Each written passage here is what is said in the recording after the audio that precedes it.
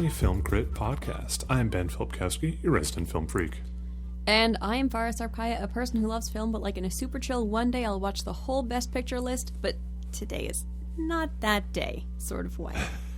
Yeah, and today we're not watching a movie, we're talking about a bunch of movies. We're actually kind of recapping and giving our thoughts on one of the biggest nights in cinema, the Academy Awards, better known to most as the Oscars. The Oscars took place on Sunday, March 15th. There were a lot of strong opinions from critics and moviegoers alike heading into awards season, including from us here on this podcast, or at least I had some very strong opinions. So if you want to hear me ramble about the Oscars and probably getting all the important details wrong, that episode came out, I think, was that February? It's whenever they released the list. Yeah. We did it the week they released the list. A few weeks, yeah. Probably like a month and a half before this. I can't remember. It doesn't matter. That episode's out there. You can listen to it. We'll link to it in the show notes. But in it, I think I made some very loose predictions, and I was generally pretty cagey about those predictions, but I think I did okay with predicting the winners. I was, You did okay. I did all right. Yeah. There's a local independent theater nearby, and I got 14 out of 21 of my nominations on that ballot, on their little prediction thing. I got 14 out of 21, so that's pretty good. More than half. Well done. Yeah, more than half. Did all right.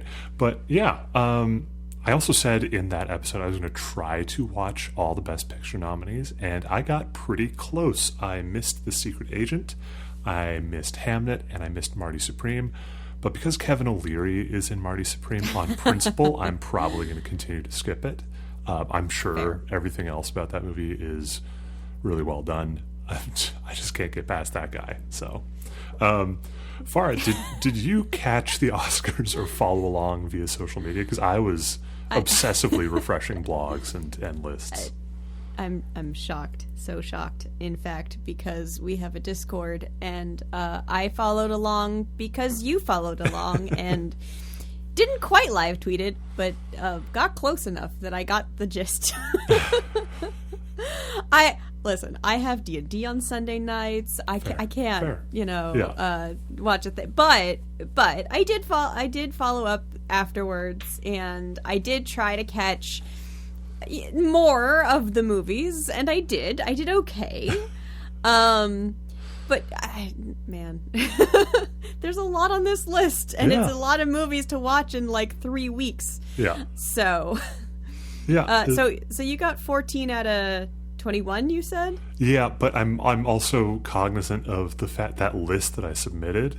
I don't have a record of what I wrote on that, so I had to go back to the last episode and listen to what I said in that and make sense of my thoughts, which is always fun.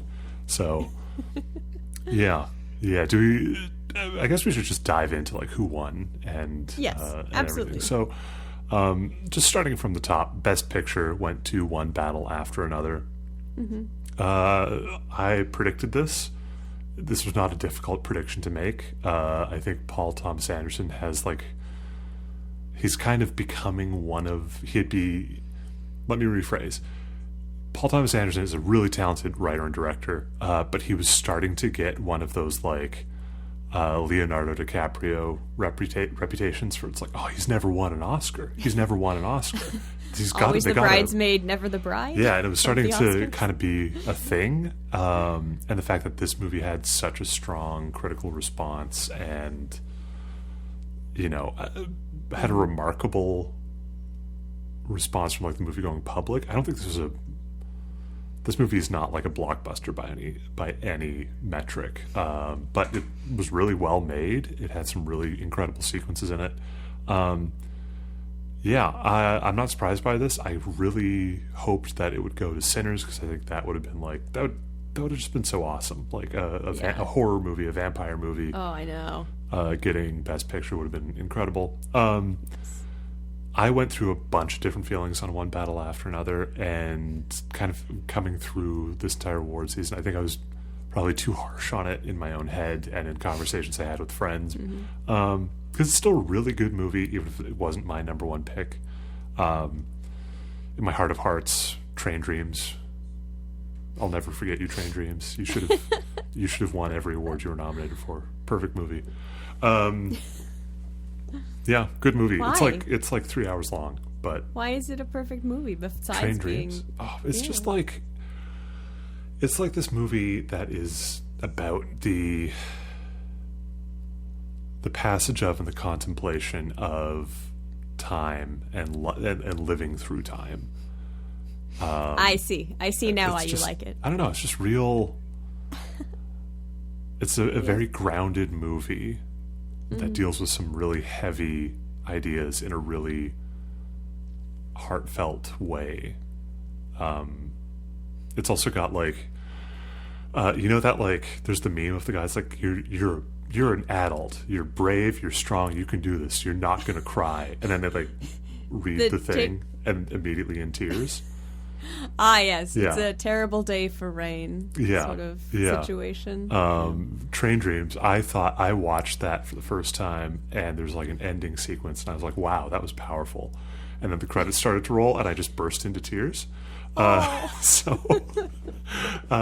then Fair enough. And then like 2 weeks later, I was like, I gotta watch that sequence again. Like, it must have just caught me off guard, and I watched it again, and I was like, wow, incredible. And the credits rolled, and the exact same thing happened. I don't know anything about that, and crying at the same movie over and over and over again never happened to me. Oh, it's just like, yeah. I love that for you, man. That's awesome. That's an incredible movie. Highly recommend it. Yeah. But speaking of one battle after another, best director. And we were. Best directing. Yes. Went to who else? Paul Thomas Anderson. I did predict. I think he wound up being my pick for this as well. Even though, again, Ryan Coogler getting this for Sinners would have been like a really awesome thing, because Ryan Coogler is still relatively early in his career. But that also means that Ryan Coogler is like, whatever he does next is going to be incredible. I can't. I'm so excited for literally everything and anything this man does. Yeah, he has plenty of time to win like all the awards. Yeah, Paul Thomas Anderson is becoming like I won't say like old master, but he's definitely not like the new kid on the block anymore. And yeah, and again, like One Battle After Another is a really well-made movie. Best actor. I was predicting Ethan Hawke. I was very off. And this is also a moment where I will gladly eat my words and live in shame, because I think I described Michael B. Jordan, who wound up winning Best Actor. I described his performance as technically impressive, but I was very so good. Oh my god. Yeah, I went and watched the movie. It's a shame again. though. Yeah. I think you made this joke in our Discord. It's a shame that they neglected to nominate Michael B. Jordan for playing Smoke. Yeah, in favor of at playing least Stack. they nominated. Yeah. But no, seriously though. Oh my god, it's so good. Good.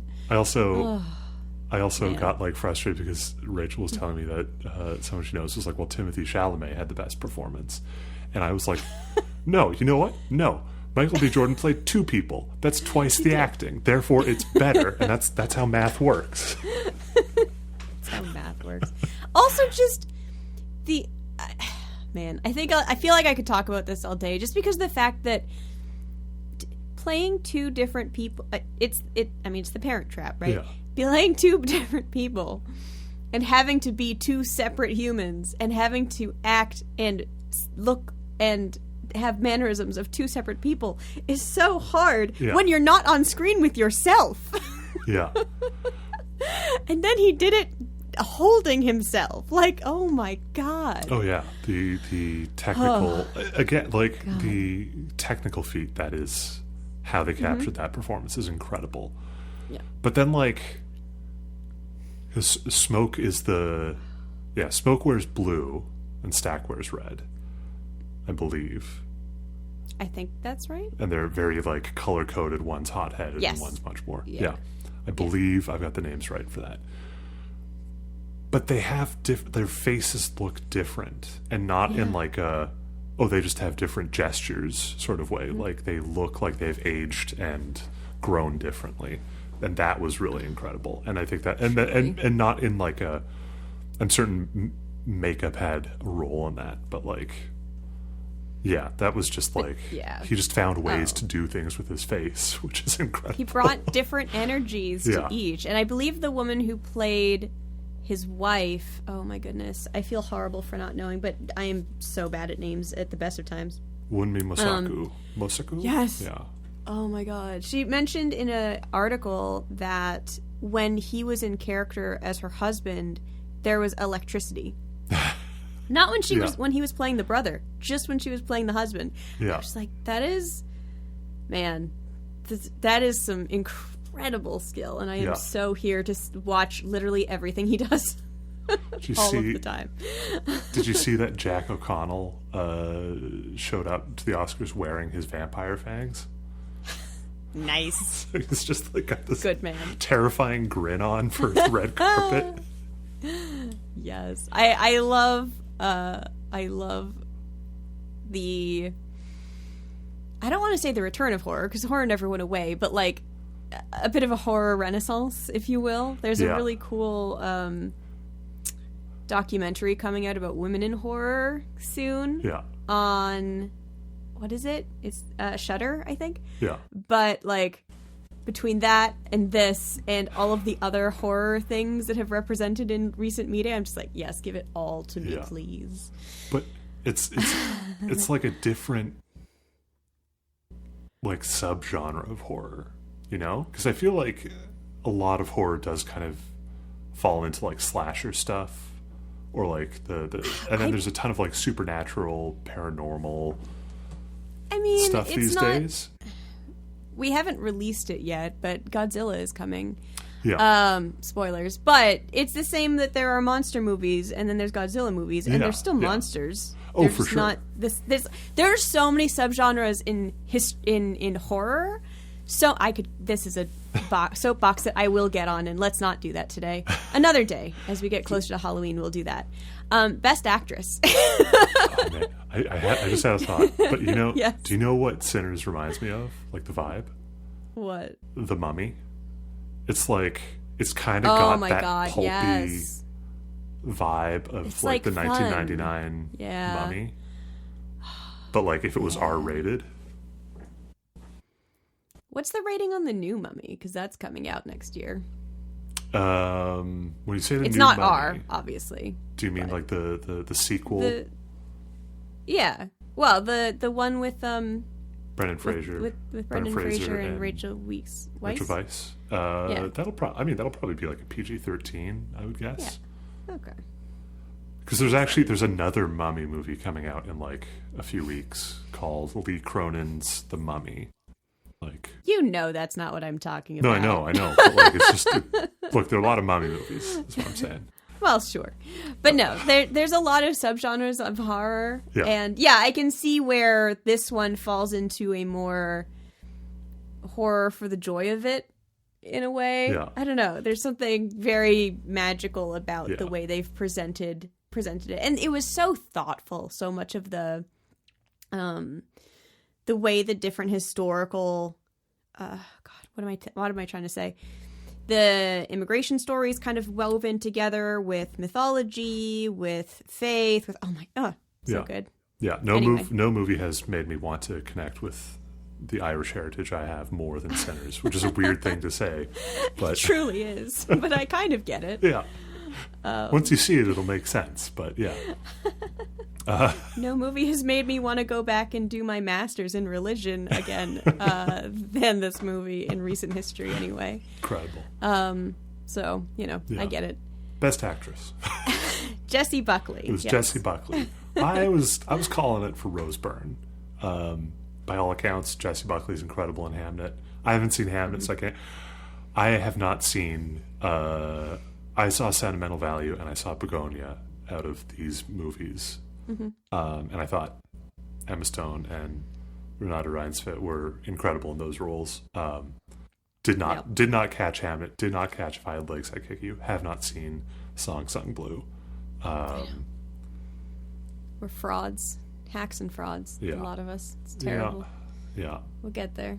But, it's a long list, man. I've also been told not to watch Hamnet as a soon-to-be parent because it's like super sad. That's I'll watch it and report back as a fair. Yeah, fair. It's not that. Best actor, supporting actor. Oh, wait, I'm on a different list than you. Oh, yeah, no. I mean, next in the list is best supporting actor, and the answer is Sean Penn. Yeah. Yeah, I was hoping for Benicio del Toro or Delroy Lindo.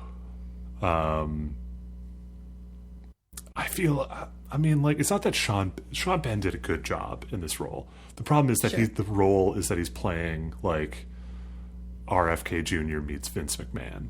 Like, that, as, like, a military operative. Yeah. It's like, you did a good job. I just don't like this character. Well, Oscars is no accounting for taste. Yeah. Unfortunately for you. So Benicio del Toro was also was the other nominee for, because Sean Penn got it for his role in One Battle After Another. Benicio del Toro was also nominated for his role in One Battle After Another. But I'm going to say this, like, I think that Delroy Lindo, I don't think that this is like a snub. I don't want to call it a snub because it's not like any of these are bad performances. But I think like Delroy Lindo kind of, I read this interesting article on the AV Club recently that made the argument that like a ton of best supporting actor nominees and wins are basically like, this is just the secondary lead actor. It could really have gone like, because I think like, was it Once Upon a Time in Hollywood?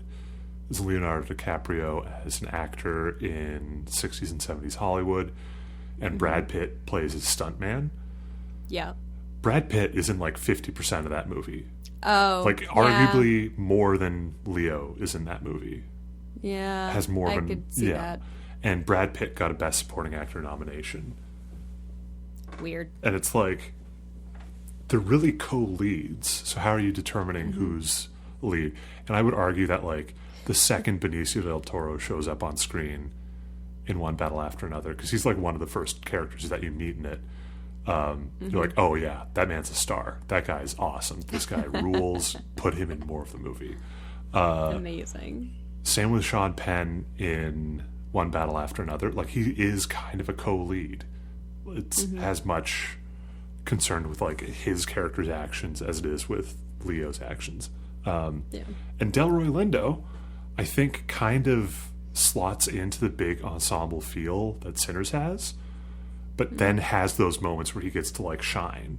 But it's kind of like he steps to the front of the stage and then then he's in the back. I don't know. I feel like Delroy Lindo had like a genuinely incredible turn as a supporting actor in this. I mean, I kind of get what you mean. The idea that like he doesn't. Unlike, I haven't seen One Battle After Another, so I can't comment on that so much. But the idea of a supporting actor is more of a secondary character, not necessarily just the buddy cop of our main character. Yeah. I get that. Yeah. Again, these are all incredible performances, and I would watch... Oh, absolutely. Like, Benicio del Toro as Sensei in One Battle After Another. I would watch, like, an entire 3-hour movie just about him. But yeah. Incredible. Yeah. What's next? Actress. Supporting actress. I thought that this would be Wunmi Masaku for Sinners. It was Amy Madigan for Weapons. Another horror movie winning Oscars. That's awesome. I was kind of surprised by this because I feel like Weapons is more of like a traditional horror movie. And the fact that it got a nomination and then won, I was like, wow, that seems... Because I feel like Sinners has broader crossover kind of appeal. I don't know. Maybe I'm creating weird genre distinctions in my head, but I think this might be one of those things where people think like, romance, and they think that's one genre, and then you're like, oh, honey, no. Go to the bookstore or the library. There's 50 of them, and that's just in the main section. And horror is the same. No, totally. So, but yeah, no, it's I haven't seen Weapons yet, but it's on the list. And I don't know, Sinners. It's more of a gothic horror. I did a little bit of this in university, and it's a bit more, I want to say romantic, which seems kind of silly, but is actually kind of true. Or like dreamy, perhaps, is a better description of gothic horror. But I'm excited to watch Weapons. Weapons seems like the kind of horror movie I would be into, where it's like, it's spooky and creepy, and we got some good scares, but it's not just like a slasher or, it seems like it would be up my alley. I did see some clips of Amy Madigan. She's creepy in it. Excellent. So, this is, but I haven't seen Weapons in its entirety by any stretch. I was surprised by this. Good on Amy Madigan for this win. The reactions to her win were amazing, and also gave me a little more information about like Hollywood history. So I think I'm very much the meme of like, I owe you an apology. I wasn't familiar with your game. I feel like I really like wrote off some of the nominees in this. It's like, tisk. No, it turns out you're actually really awesome. Okay. I'm glad you learned today, Ben. This is important. I'm learning every day. Every day. This is Best Writing.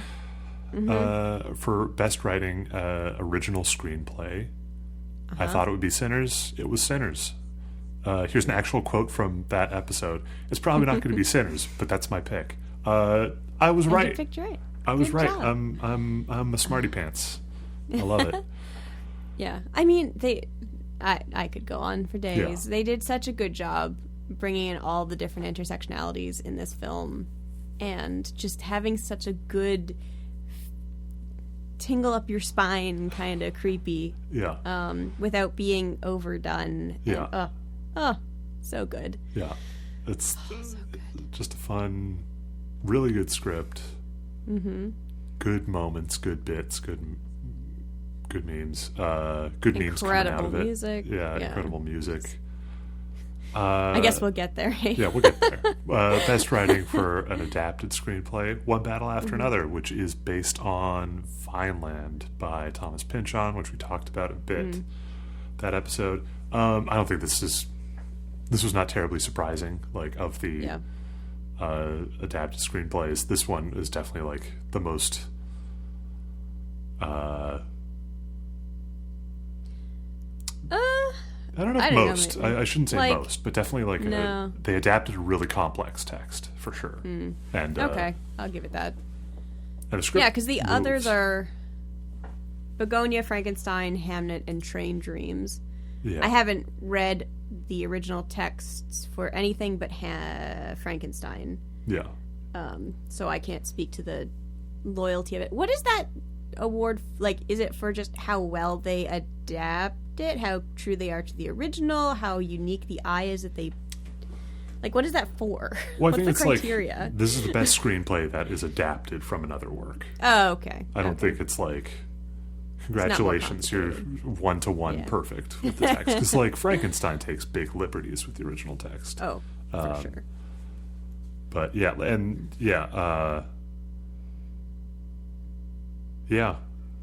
mean, it just one battle after another. That is a 3-hour movie that goes by fast. Which, and a lot of that is chalked up to the script, I would say. Excellent. I will also say though, like sentimental value was very darkly funny for the original screenplay side of things. There's some like really, really funny but dark jokes in there. It's a good movie, so people should probably watch it. Excellent.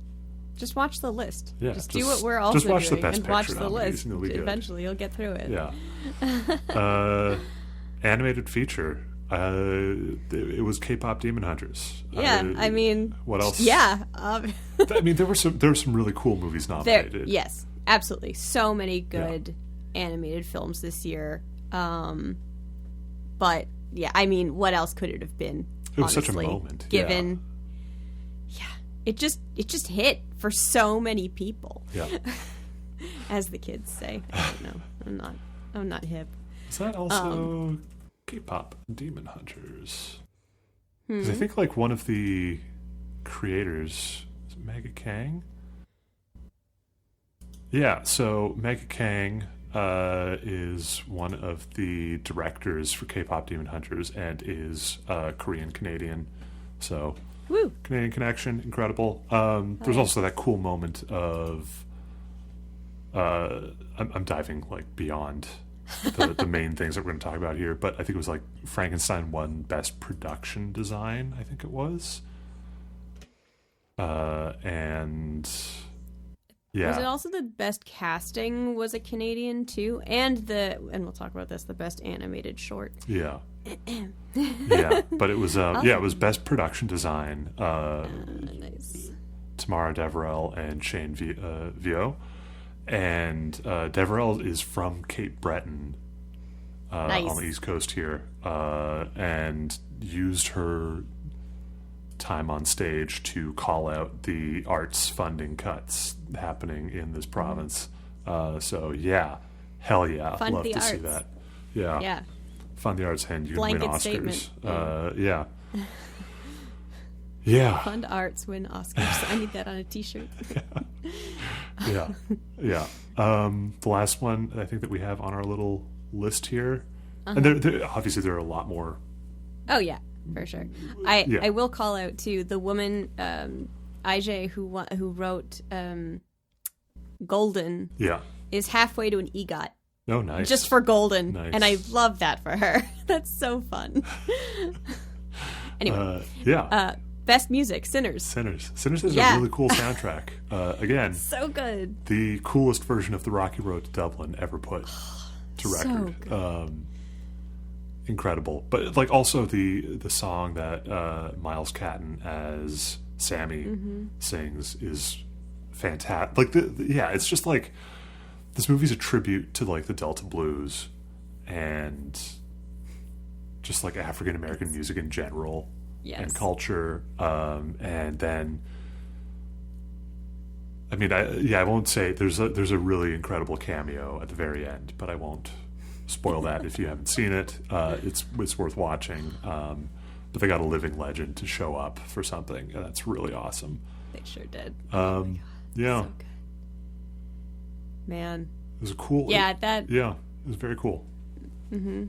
I mean, even if you can't watch the whole movie, the musical segment of that one, the main song for this film, is it "Lie to You"? Yeah, "Lie to You." I lied to you. Something like that. Yeah.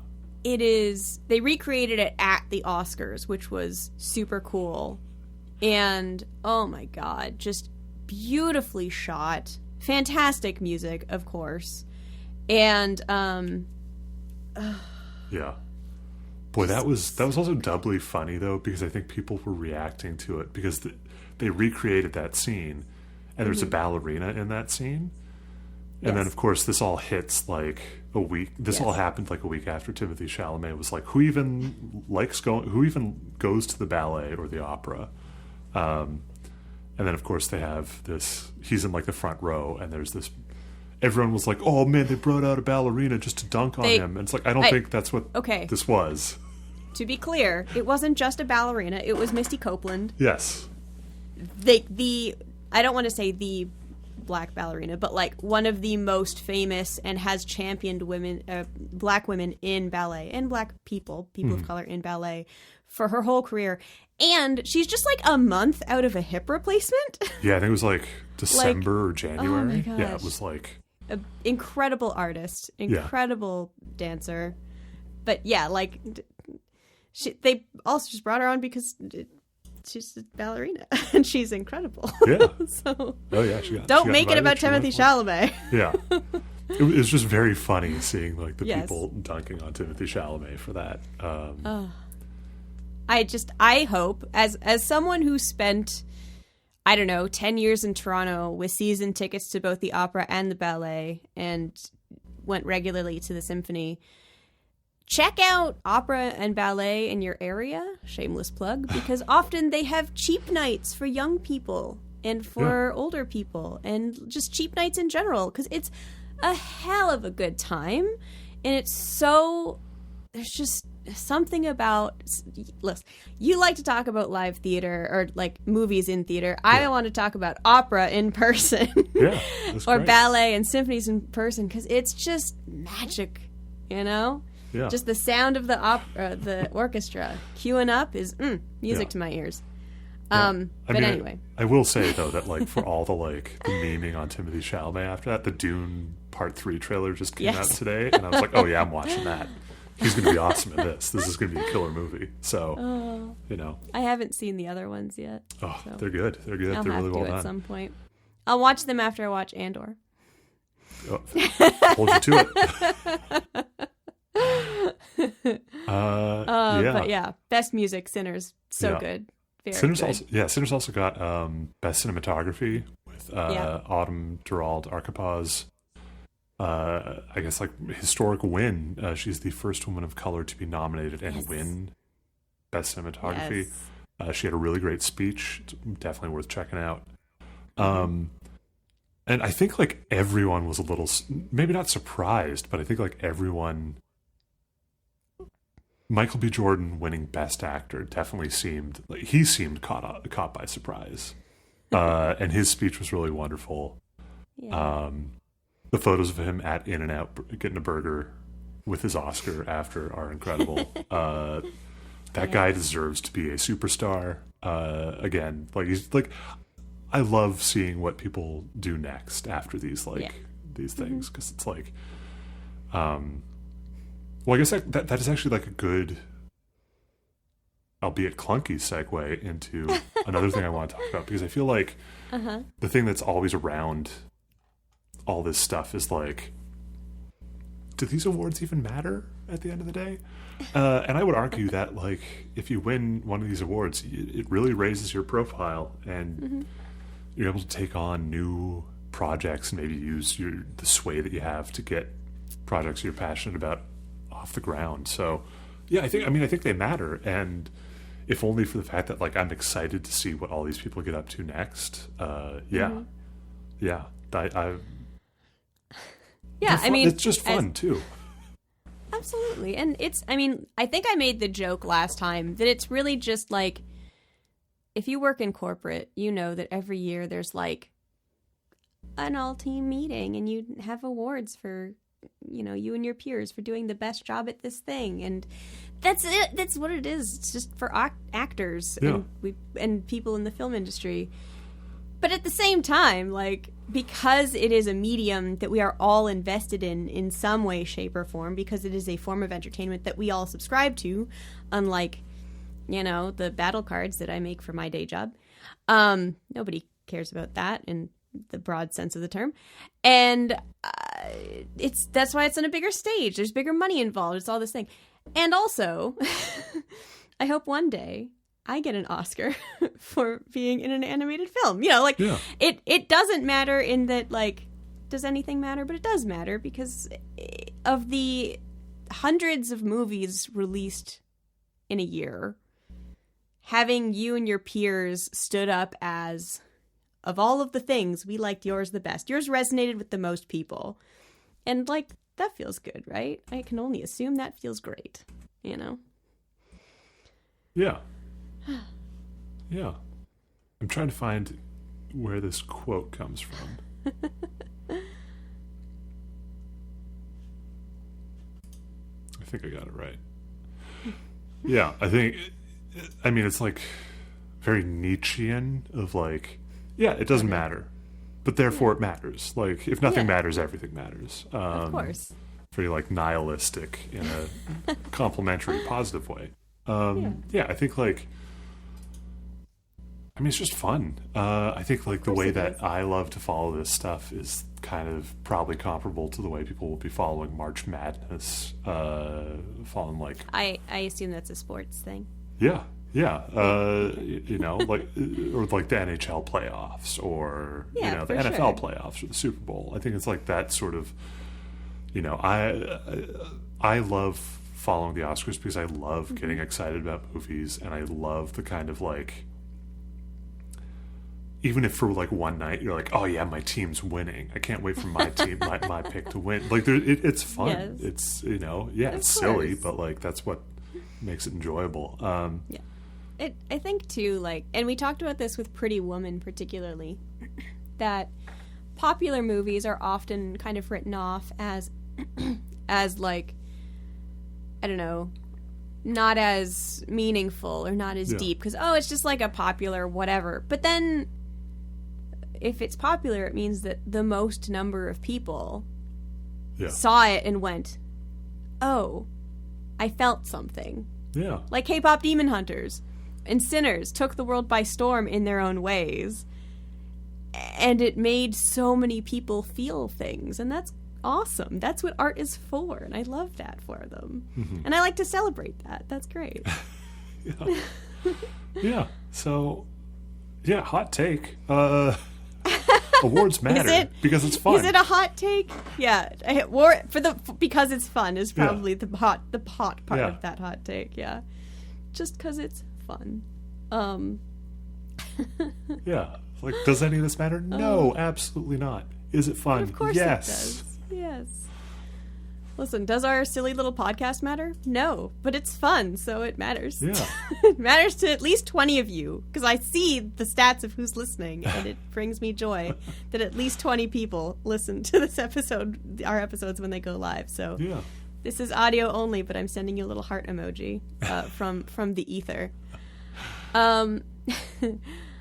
So, I mean, I don't know if there's a whole lot more to talk about other than what we recommend, whether that's like things that we want to watch that we're still looking forward to watching, things that we did watch that you're like, watch this thing right now, turn off this podcast and go.